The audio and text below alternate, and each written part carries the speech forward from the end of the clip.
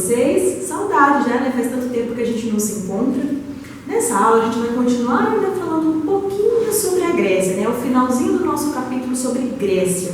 Bom, nesse capítulo a gente vai falar um pouquinho, ele já começa falando lá na página 7 para vocês sobre as Olimpíadas.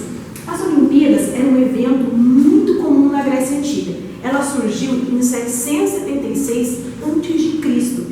e era uma homenagem a Zeus. Então esses Jogos Olímpicos, que é muito diferente do que a gente vê nos dias de hoje, normalmente na Grécia Antiga eles eram ligados a atletismo somente, esse evento acontecia a cada 4 anos. A cada 4 anos, se alguma cidade-estado grega estivesse em guerra, eles paravam tudo que eles estavam fazendo e iam participar dos Jogos Olímpicos. Isso era muito importante para eles, né?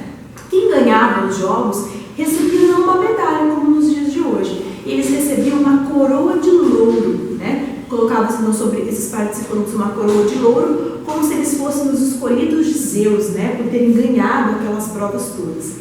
As Olimpíadas, como eu disse, surgem lá na Grécia Antiga e ela, em determinado período da nossa história, ela vai parar de existir, principalmente quando a Grécia é tomada por Roma, né? O imperador Teodósio, ele era um imperador católico, ele não achava legal ter Jogos Olímpicos que homenageavam Zeus, deuses gregos, que ele não acreditava. Então ele manda cancelar todo e qualquer tipo de Jogos Olímpicos. Os Jogos Olímpicos só vão voltar a existir a partir do ano de 1896. E aí a gente chama de Jogos Olímpicos da Era Moderna, que existe até os dias de hoje. Além disso também, nesse capítulo aqui, vai falar um pouquinho sobre o teatro. O teatro é muito diferente do que nós conhecemos nos dias de hoje. Por quê? Porque lá no comecinho da Grécia Antiga, o teatro, ele não era realmente um teatro falado. Era muito comum homens, tá? Somente os homens faziam teatro, se vestirem como se fosse com uma cabeça de bode, que era chamado sátiros, e lá eles cantavam. Era um coral de 12 homens que cantavam algum fato que estava acontecendo. Há 2 tipos de teatro na Grécia Antiga. A tragédia, aquele melodrama que vai contando as peripécias de algum herói, né? Toda a sua vida triste e tudo mais. E a comédia, que já era aquela parte mais engraçada.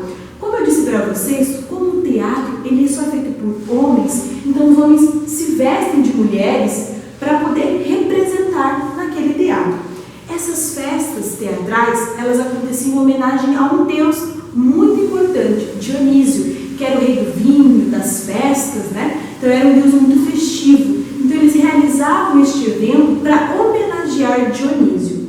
Além disso, os teatros, eles aconteciam nos locais chamados de anfiteatros, que vocês vão ver lá na página 8 de vocês, que é um espaço ali muito grande. Ali na apostila de vocês ele traz um exemplo de um teatro, né? Que conseguia, né, colocar ali sentado 15 mil pessoas. E todos que estavam ali presentes conseguiam ouvir tudo que os atores estavam falando devido à acústica, né? Por ser um formato de um semicírculo. Não tinha microfone naquela época. Então os atores tinham que falar e todo mundo tinha que ouvir. Então as acústicas dos anfiteatros gregos são perfeitas.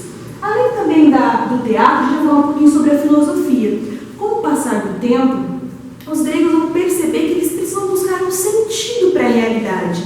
E eles vão buscar esse sentido aonde? Na filosofia, que é o uso da razão, do pensamento. E alguns filósofos importantes vão surgir ali na Grécia Antiga, como Platão, Sócrates, Aristóteles, que nós falamos tanto nas nossas aulas de filosofia. Além do uso da filosofia, da razão, para poder buscar sentido para a vida, eles também vão estar em outros meios, como a ciência, né? Vamos tentar buscar por meio da ciência, principalmente da medicina, né? Porque anteriormente eles acreditavam que as doenças que os homens tinham eram algum castigo dos deuses. Hipócrates vai falar que não, né? Hipócrates fala assim, não, as doenças não são causadas porque os deuses estão com raiva dos seres humanos. As doenças são causadas por algum motivo, né? Então ele vai buscar a ciência para poder explicar. Tanto que até os dias de hoje, todo médico, quando ele vai se formar, ele faz um juramento a Hipócrates, né? Que a gente chama de primeiro médico, de forma geral, né? Aí a gente vai falar um pouquinho também sobre a arte, principalmente da escultura grega, da arquitetura, das colunas, que é tão comum entre os gregos, como a gente vê lá na nossa página 9, onde ele traz uma imagem do Partenon e uma imagem de Atenas. A construção grega, de forma geral, ela era muito, vamos dizer assim, característica. Por quê? Porque ela usava mármores e tijolos, né? Então, as colunas grandiosas, normalmente os Partenons, lá no alto, na parte mais alta da cidade, chamavam a atenção de todos que chegavam àquela cidade. Então, é uma característica muito importante dos gregos. Além disso, também vai ter lá a questão da história, que muitas pessoas vão começar a registrar os feitos mais importantes dos gregos, né? Então eles vão começar a escrever, é o que a gente chama de historiadores, principalmente as guerras ou disputas que os gregos vão fazer no decorrer de toda a sua trajetória. Outro ponto importante que a gente tem que chamar a nossa atenção é uma guerra chamada Guerra do Peloponeso. Essa guerra é entre Atenas e Esparta.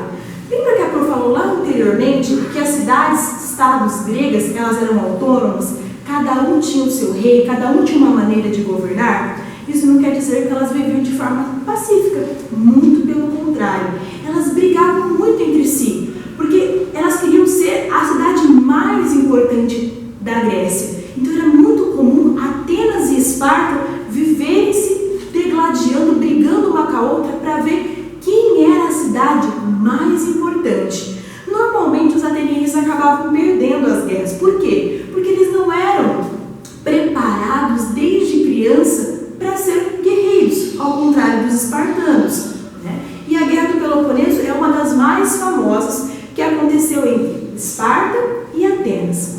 Com o passar do tempo, vão começar a se formar colônias fora do território grego. Essas colônias a gente vai chamar de Magna Grécia. Por que de Magna Grécia? Porque elas não estão na Grécia, elas estão em cidades próximas ao território grego.